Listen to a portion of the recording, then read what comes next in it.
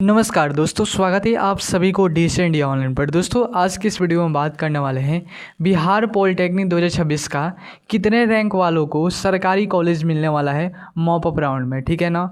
Categories wise rank भी बताने वाले हैं कि अगर आपका युवा रैंक कितना रहेगा तो इसमें मिल सकता है, ईबीसी में कितना रहेगा तो मिलेगा, बीसी में कितना रहेगा तो मिलेगा, एससी में कितना रहेगा तो मिलेगा, एसटी में कितना रहेगा तो मिलेगा, ईडब्ल्यूएस कैटेगरी में कितना है तो आपको मिल सकता है मॉप अप राउंड में। अगर आपका रैंक 50 से प्लस है तब आपको क्या करना चाहिए, ठीक है ना। और मॉप अप राउंड के लिए क्या प्रोसेस होता है, ए टू जेड प्रोसेस आज की इस वीडियो में ही बताने वाले हैं, इसलिए वीडियो में अंत तक जरूर बने रहिएगा। जो भी डाउट हो, जो भी क्वेश्चन हो, आप सभी लोग कमेंट बॉक्स में पूछ सकते हैं, उसका रिप्लाई जरूर दिया जाएगा। ठीक है ना। तो चलिए अब वीडियो को शुरू करते हैं। दोस्तों फर्स्ट नंबर आप सभी का क्वेश्चन था कि sir Bihar polytechnic mop up round के लिए क्या कट ऑफ जाता है और मॉप अप राउंड के लिए क्या प्रोसेस होता है। समझिए, प्रोसेस के बारे में समझिए। सबसे पहले जैसे आपने फर्स्ट राउंड के लिए काउंसलिंग किया था, सेम उसी तरह का आपका मॉप अप राउंड के लिए भी काउंसलिंग होने वाला है। ठीक है ना। इसमें भी आपको चॉइस करना होगा, कॉलेज का नाम, ब्रांच चॉइस करना होगा। लेकिन अंतर कितना है देखिए, उसमें क्या होता है कि बिहार के टोटल गवर्नमेंट कॉलेज का सभी सीट खाली होता है, इसलिए आप कैसे भी काउंसलिंग कर देंगे तो उसमें मिल जाता है। ठीक है ना। लेकिन इसमें क्या होता है कि इसमें बिहार के बहुत कम ऐसे गवर्नमेंट कॉलेज है उसमें सीट खाली होता है। लगभग सीट की मैं बात करता हूँ तो पिछले साल 2600 प्लस सीट खाली था। इस बार की बात करते हैं तो 3500 प्लस सीट खाली होने वाला है। ठीक है ना। तो 3500 प्लस सीट में अपना देखना है कि ईबीसी, मान लीजिए आप ईबीसी कास्ट के अंदर आते हैं तो किस कॉलेज में ईबीसी कास्ट में कितना सीट है, उस हिसाब से आपको काउंसलिंग करना है। मान लीजिए जीपी सीवान में ही, ठीक है ना, जीपी सीवान की ही बात कर रहा हूँ, जीपी सीवान में आपका 4 सीट बचा हुआ है ईबीसी का। ठीक है ना। बीसी का 0 सीट है और आप बीसी में जीपी सीवान को सेलेक्ट कर लिए तो फिर से नहीं मिलेगा। ऐसे में काउंसलिंग अगर आपको खुद से आता है तभी कीजिएगा, अगर नहीं आता है, अगर आपको मालूम नहीं है कि किस कॉलेज का लो कट ऑफ जाता है, किस कॉलेज में ज़्यादा सीट है, ठीक है ना, तब किसी दूसरे के द्वारा कराइएगा। ठीक है ना। मेरी भी टीम आप सभी का काउंसलिंग कर देगी। काउंसलिंग के बारे में हम बताने वाले हैं वीडियो का अंत में ही। सबसे पहले बात करते हैं मेल स्टूडेंट का क्या कट ऑफ जाने वाला है मॉप अप राउंड के लिए। देखिए दोस्तों, अगर आपका युवा रैंक 10,000 है, 20, 30, 40, 50,000 से नीचे है, ठीक है ना, और आपका कोई ना कोई कैटेगरी रैंक है, तब आपको कॉलेज मिल जाएगा। पहली बात कैटेगरी का सुनिए। ईबीसी कास्ट में आपका 15,000 से नीचे रैंक होगा तो ज़रूर मिल जाएगा। बात करेंगे कोर्स का तो आपको इलेक्ट्रॉनिक्स इंजीनियर मिल जाएगा, मैकेनिकल इंजीनियर मिल जाएगा, इलेक्ट्रिकल मिल जाएगा। ठीक है ना। क्या क्या नहीं मिल सकता है तो सिविल नहीं मिल सकता है। ठीक है ना। कंप्यूटर साइंस भी चांस है जिनका रैंक 10,000 से नीचे होगा ईबीसी कास्ट में तो। ठीक है ना। बात करते हैं अगर 15,000 है तो कौन सा कोर्स मिलेगा, तो 15,000 जो इसका रैंक 10,000 से ऊपर है, 15,000 के बीच में है, ठीक है ना, इनका ज़्यादातर चांस होता है इलेक्ट्रॉनिक्स का, टेक्सटाइल इंजीनियर, मीनिंग इंजीनियर। इसके अलावा बहुत से ऐसे कोर्स हैं उसमें ज़्यादातर चांस होता है। ठीक है ना। अब बात करते हैं बीसी कैटेगरी में कितना रैंक होना चाहिए। देखिए बीसी कैटेगरी में अगर आपका 10,000 से नीचे है तो आप बिल्कुल सेफ रैंक में हैं। 10,000 से ऊपर है, 14,000 तक है, तब आपके बिहार के कोई ना कोई गवर्नमेंट कॉलेज में कोई ना कोई कोर्स में आपका एडमिशन हो जाएगा। बस काउंसलिंग अच्छे तरीके से होना चाहिए। ठीक है ना। मैं बार बार इसी के बारे में बता रहा हूँ। बात करते हैं एससी कैटेगरी में। एससी कैटेगरी में बाबू, ठीक है ना, 10,000 से कम रैंक वालों को कॉलेज मिल जाएगा आसानी से। ठीक है ना। एसटी कैटेगरी की बात करते हैं तो एसटी कैटेगरी में 4,000 से अगर आपका रैंक कम है तो आपको मिलेगा कॉलेज। ईडब्ल्यूएस कास्ट की बात करते हैं। ईडब्ल्यूएस कास्ट में अगर आप 5,000 से कम रैंक है, ठीक है ना, तो आपको आसानी से मिल जाएगा। मेल स्टूडेंट के लिए मैं बात कर रहा हूँ। ठीक है ना। अब बात करते हैं अनरिजर्व रैंक के लिए कितना तक मिल सकता है कॉलेज। तो देखिए बाबू, अगर आपका युवा रैंक सिर्फ है, कास्ट से आपने फॉर्म नहीं भरा था, तो पहली गलती तो आपने कास्ट से फॉर्म भरना चाहिए था, क्योंकि आपको कास्ट से भी छूट मिलता है। ठीक है ना। अगर आप ये फॉर्म भर चुके हैं तो आपका रैंक, ठीक है ना, 20,000 से अगर नीचे होगा तो अच्छा कोर्स मिल सकता है, जैसा कि इलेक्ट्रॉनिक्स मिल सकता है, ठीक है ना, इसके अलावा मैकेनिकल मिल सकता है। इसमें ही ज़्यादा कोर्स मतलब सीट खाली रहता है। ठीक है ना। अब 30,000 तक है तो कौन सा कोर्स मिलेगा, तो आपको टेक्सटाइल इंजीनियर मिलेगा, ठीक है ना, मीनिंग इंजीनियर। इसके अलावा बहुत से ऐसे कोर्स हैं बिहार में, वो सभी कोर्स में आपका एडमिशन हो जाएगा। दोस्तों अब बात करते हैं वैसे स्टूडेंट का जो मेल स्टूडेंट है जिनका रैंक 60,000, 70,000, 80,000, 90,000 से कम है, 50,000 से ऊपर और 90,000 से कम है। क्या इनको गवर्नमेंट कॉलेज मिलेगा या नहीं मिलेगा। पहली बात कि आपको एसएमक्यू कोटा में अगर आप होंगे तो आपको मिल जाएगा आसानी से। अगर आप डीक्यू कोटा के अंदर आते हैं तो आपको मिल जाएगा। ठीक है ना, मनचाहा ब्रांच अभी आपको मिल जाएगा, ये दोनों कोटा के अंदर होंगे। तो बात करते हैं अगर आप ये कोटा के अंदर नहीं है तब आपको कैसे मिलेगा और कौन कौन सा कोर्स मिलेगा। देखिए आपको CSC नहीं मिलेगा, सिविल इंजीनियर नहीं मिलेगा, मैकेनिकल इंजीनियर नहीं मिलेगा, इलेक्ट्रिकल नहीं मिलेगा, इलेक्ट्रॉनिक्स नहीं मिलेगा।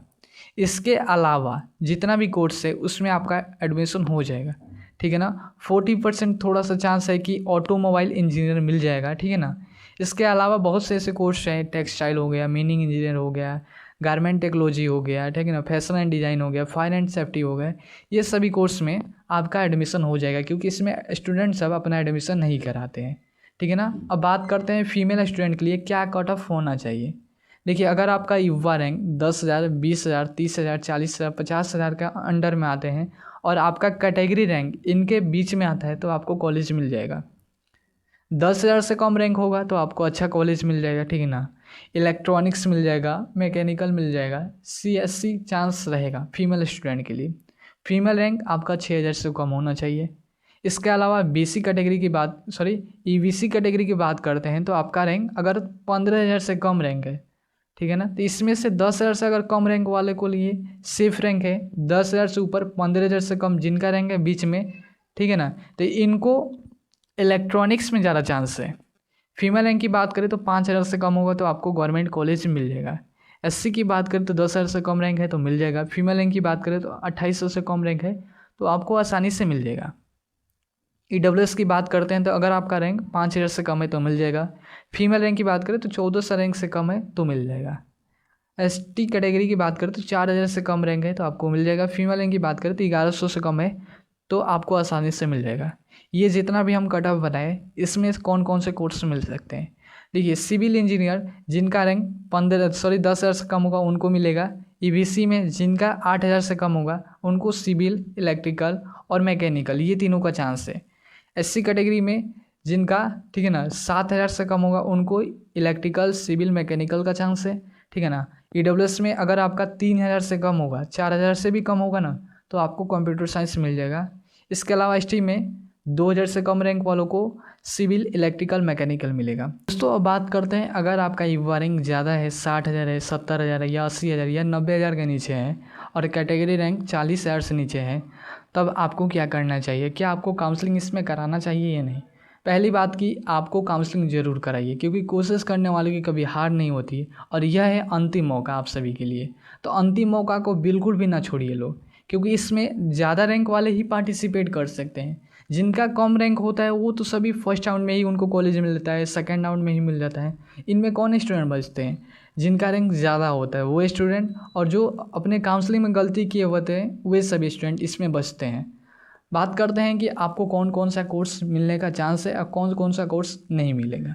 तो देखिए कंप्यूटर साइंस इंजीनियर नहीं मिलेगा, सिविल इंजीनियर नहीं मिलेगा, मैकेनिकल इंजीनियर नहीं मिलेगा, इलेक्ट्रिकल इंजीनियर नहीं मिलेगा, इलेक्ट्रॉनिक्स इंजीनियर नहीं मिलेगा।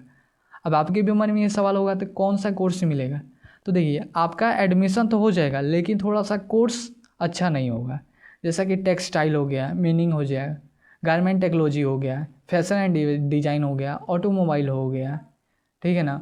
इसके अलावा फायर एंड सेफ्टी हो गया। ये सभी कोर्स में आपका एडमिशन हो जाएगा। अगर आपको चाहिए गवर्नमेंट के किसी भी कॉलेज में हमको एडमिशन ही लेना है तो आपको आसानी से मिल जाएगा, ठीक है ना। अगर आप SMQ कोटा के अंदर आते हैं या DQ कोटा के अंदर आते हैं तो आप लोग युवा रैंक पर ना जाइएगा, SMQ कोटा में जाइएगा और DQ कोटा के थ्रू आपको कॉलेज आसानी से मिल जाएगा। अब बात करते हैं जिनका रैंक ज़्यादा है उनके लिए काउंसलिंग का कितना पैसा लिया जाएगा, जिनका रैंक मिलने का चांस है उनका कितना पैसा लिया जाएगा। तो A to Z अब जानकारी को समझते हैं काउंसलिंग के बारे में।